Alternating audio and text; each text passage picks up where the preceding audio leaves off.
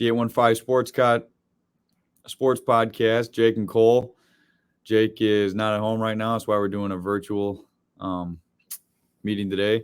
So we're going to talk about the top four players remaining in the playoffs, give our opinions on that, as well as a little bit of the Jimbo and Nick Saban, Deion Sanders drama that's been going on this week with the NIL.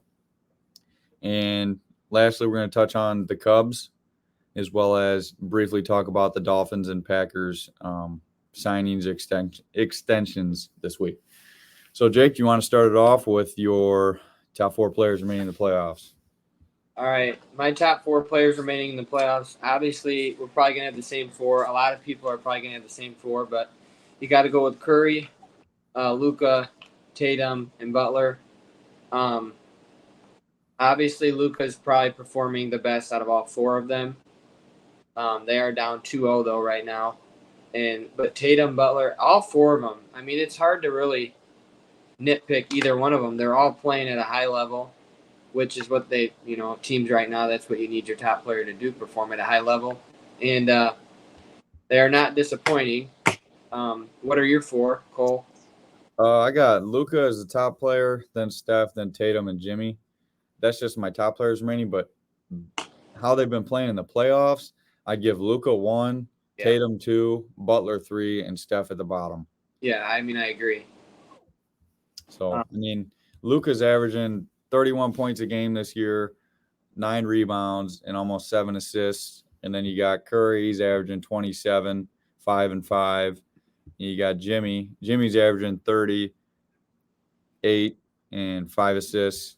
And Tatum, 28, 6 and 6. So they're all playing tremendously well. And we saw how well Tatum defended Durant. And he went right at Giannis. It was game 6, wasn't it? When him and Giannis both had like 40-some points, and they were just amazing. Yeah. Game 6 with Tatum went insane, yeah. Yeah. But here's a question. Who you want taking the last shot if you had all these four?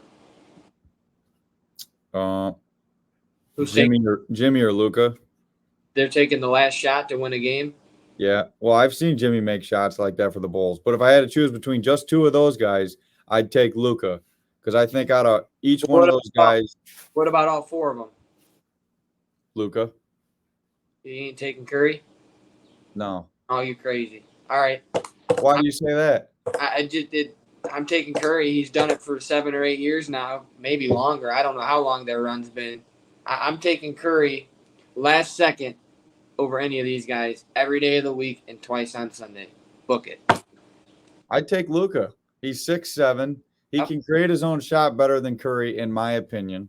Curry is an insane player off the ball. He can get his own shot, obviously. Sure, but the things that Luka can do. I mean, we saw that big shot Luka made against the Clippers a few years ago in the bubble, and I mean, he can create his own shot a lot better than Curry, in my opinion. Yeah, no, he's way tall. I mean, he's bigger, he's taller for sure, but ain't nobody staying in front of Curry when he wants to get a shot off. Ain't nobody guarding it. We ain't seen it yet, so. Yeah, we'll see. I mean, Golden State's probably going to win this series in 5 or 6 games. You give Dallas at home? No. They'll probably take one. If they're going to get one, it's got to be game 3, right? You don't want to go down 3-0. You have really no chance. Yeah, you don't want to go down 3-0, but, I mean, I watched the press conference yesterday, and Jason Kidd says when they don't score, they don't play defense. And we saw them fall apart after they were up by 14, 15 points there at halftime. They were down by – the Warriors were down by what, 17? Yeah, they were down. Which I know in today's NBA that's not – I mean, a lot of teams come back from that, but they were down. Dallas had them. And then I look later on at night, and Jesus, the Warriors went on a huge second-half run. Yeah. And it was led by their bench, really. Yeah. Oh, yeah. I mean, they did. Better benches are what win you the games, I think, in the playoffs. Yeah. Better bench. Obviously, your starters are going to do what they do, but, I mean, they don't play the whole game. So, but, and then we can talk about that, the Celtics and Miami series. I think Miami, I want them to win. I think they are going to win, but I think they're in trouble. Well, because of your love for Jimmy. I mean, we've seen it, and everybody's been talking about it. The only one that's been scoring for Miami in bunches is Jimmy. I mean, it's like everybody else. Lowry hasn't done a damn thing these playoffs. Well, I don't think it's enough to compete with the three-headed monster that Boston has. Yeah, well, what scares me is they're tied 1-1, and you're going back to Boston. But Milwaukee won some games in Boston, so I don't know. I'm riding with the Heat, Miami, baby, all day. I got I got Boston winning this series, and I got Boston winning tonight. I think they got Marcus Smart back. They got Al Horford. We saw how well that helped them in Game 2. And who's going to step up for Miami tonight?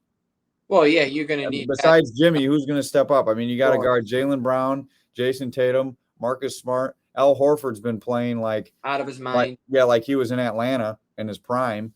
I mean, well, you're going to have guys like Hero have to step up, right? Yeah. Been there with the Raptors, right? I mean, he knows. Remember, wasn't he he was with DeRozan, Lowry, right? Or are you talking about Lowry? Yeah, Kyle Lowry, right? Oh, I thought you said Tyler Hero. Yeah. No. Lowry. I mean, they made the playoffs. I mean, the moment shouldn't get to him, but they need those guys to step up and hit shots. And I don't know. Well, we'll see. And Boston's significantly younger as a team. So I don't know how much that, plays in, but they're younger. I mean, they're more what's the word? But they're just more ready for a long series, in my opinion, because Miami with, PJ Tucker's, older and Jimmy's getting up there, but Jimmy's playing well. Lowry's up there. I just think it's too much. So I'll do Golden State in 5. Okay. And then I got Miami and Heat in 7. I got Boston in 7, and I got Golden State in 6. So that means you got Boston winning Game 7 in Miami, right? Yeah. No chance. Okay. I think Boston's a tougher place to play than Miami. It might be. It might be, but sunny South Beach, Heat in 7. Okay. All right. So next we're going to talk a little bit about the Jimbo and Saban and Deion drama. So this week, I guess Saban was at some sort of press conference or something, and he was talking about the NIL. And for the first time in who knows how long, Alabama wasn't the top ranked recruiting class. They were 2, which, poor Saban, not number 1. But Jimbo was number 1 as probably the greatest recruiting class ever, just on rankings. Right. So he made a comment, and he said that Jackson State University and Deion, basically they're buying players using the name, image, and likeness deals.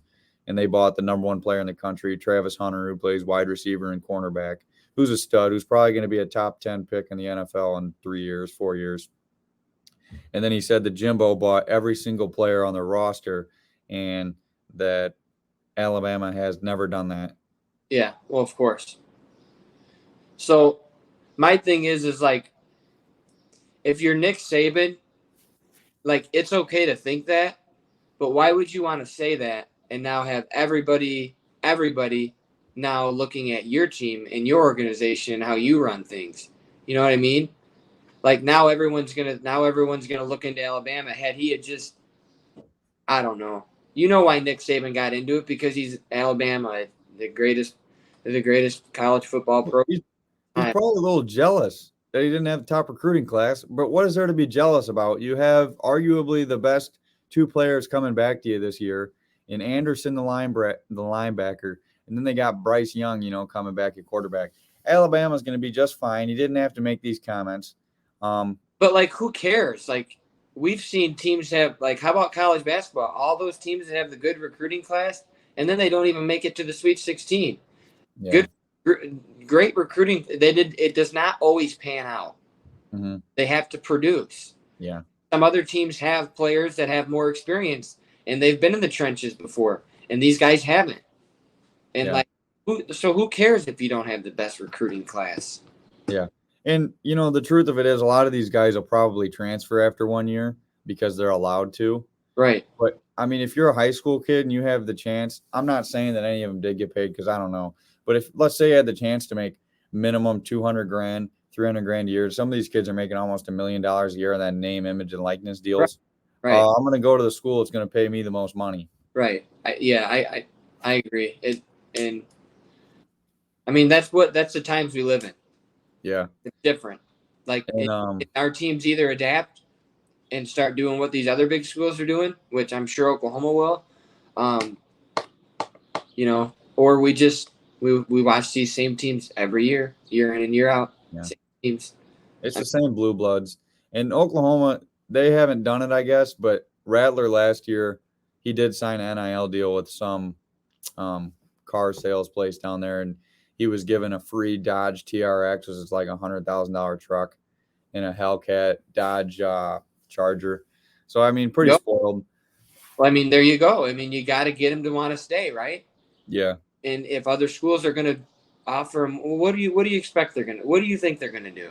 Yeah. And you can't blame anybody for wanting to get the bag, because in life you're going to do what's best for you. And what if they get hurt? So, yeah. They could get hurt and then they screw themselves. So, but with the whole NIL thing, I think a lot of the smaller schools are really going to start to fall off. Not that they could compete with big schools anyways, but you're going to see a lot of kids wanting to go to California, Texas, Florida, Alabama, Georgia, because those schools are established. Right. But that's why all these kids are going to USC. I mean, obviously I don't like Lincoln anymore. He's tampering with a lot of stuff, I think. But there's so much opportunity for deals and stuff in California that I think that's why there's a lot of guys going out there. Well, did you hear anything I just said? Well, we got cut off, which we both have Wi-Fi, so it makes absolutely zero sense. But all right, well, we'll just keep going ahead. So, anyways, Bama and A&M play on October 8th in Alabama. Bama's favored by 2 touchdowns. I think Alabama is going to come out, and Nick Saban's going to take that personal, as well as Jimbo. But if I had to put money on it, I'm taking Bama to win that game. Oh, yeah. By a lot in dominating fashion. Nick Saban's not getting any older or any younger, so nobody looks like he doesn't age. Well, that's fine, but his run, it's nearing the end. I mean, it is. Let's accept it.